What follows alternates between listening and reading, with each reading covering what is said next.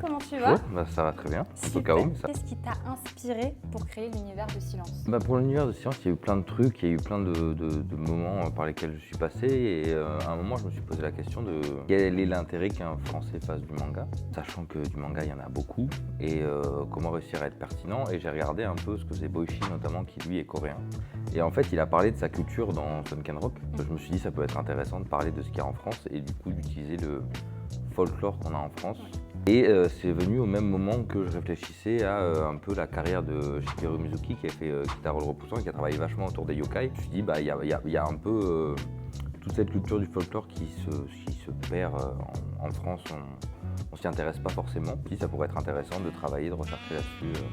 C'est venu un peu comme ça. Et pour tout l'aspect graphique, j'ai regardé un peu les mangas que j'aimais bien actuellement, qui étaient grand public. J'ai regardé notamment My Hero Academia, tout ce que fait Murata aussi, donc One Punch Man, SH21, etc. Qui ont tous les deux des dessins très grand public, populaires et très efficaces.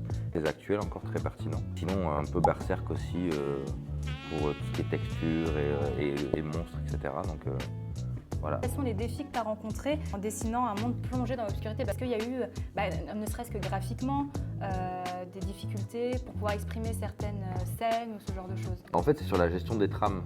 Il y a cette question de... en fait, il y a différentes manières de poser des trames, notamment quand il fait nuit. Il y a beaucoup de mangaka qui ont la solution de tramer les personnages. Et il y en a d'autres qui disent, peu importe si c'est la nuit, je trame les personnages comme si c'était le jour pour que ce soit toujours aussi lisible.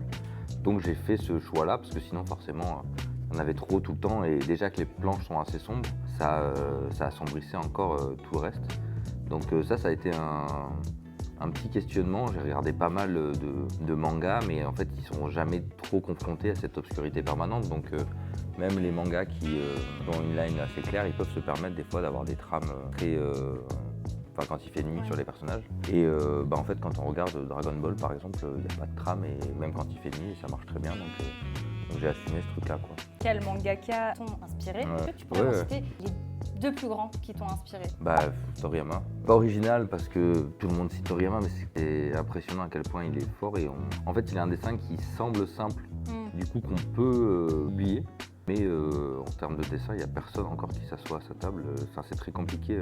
Et des fois, je pense à Toyotaro et comment c'est dur de reprendre le taf d'un auteur comme ça, parce que personne ne lui arrive vraiment à la cheville, dans la simplicité, dans l'élégance de son trait, etc. Et sinon, il y a deux autres artistes, Shuzo Oshimi qui fait Les Liens du Sang, qui est un artiste en termes de dessin, de narration. Je trouve que c'est peut-être ce qui se fait mieux actuellement. Et sinon, il y a Daisuke Igarashi avec Les Enfants de la Mer, qui a aussi, pareil, un trait vachement gratté et c'est magnifique aussi. Quels sont les aspects de la culture française que tu as pu intégrer du coup dans ton manga? Déjà, il y a les paysages. Par exemple, la première église dans laquelle on voit les personnages, c'est l'église qu'il y avait dans mon village quand j'étais enfant. Donc oui, je me documente pas mal là-dessus. Et après, je pense qu'il y a les relations entre les personnages, leur design aussi, leurs vêtements. Alors pas forcément pour l'âme et lune. Pour tous les autres, j'essaye de voir un peu les vêtements, on va dire, typiques de certaines régions et les pimper un peu pour que ce soit moderne, parce que c'est vrai que c'est très compliqué d'avoir un personnage principal habillé en bigouden, par exemple.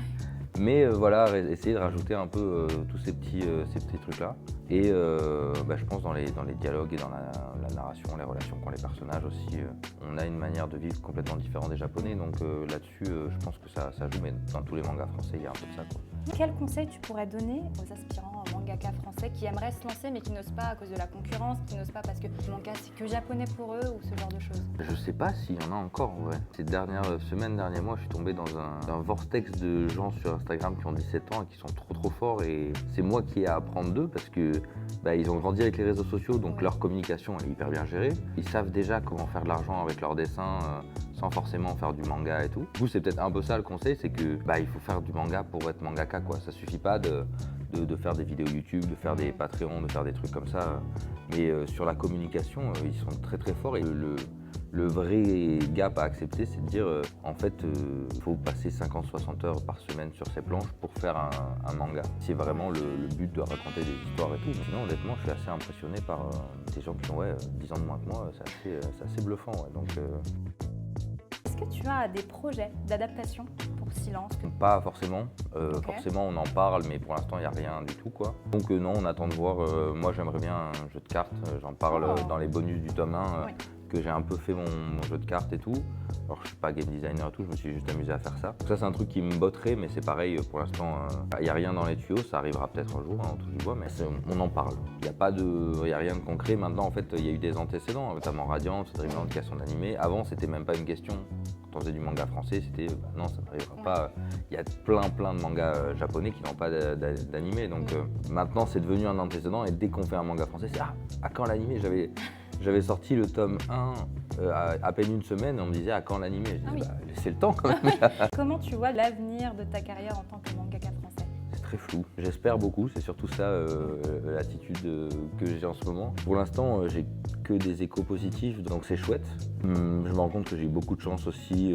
La manière dont je suis arrivé chez mon éditeur, il a pu bien prendre le temps de mettre en place la série et tout, donc ça a été cool. Maintenant, je suis confronté à une autre problématique, c'est comment on fait durer une série, quoi.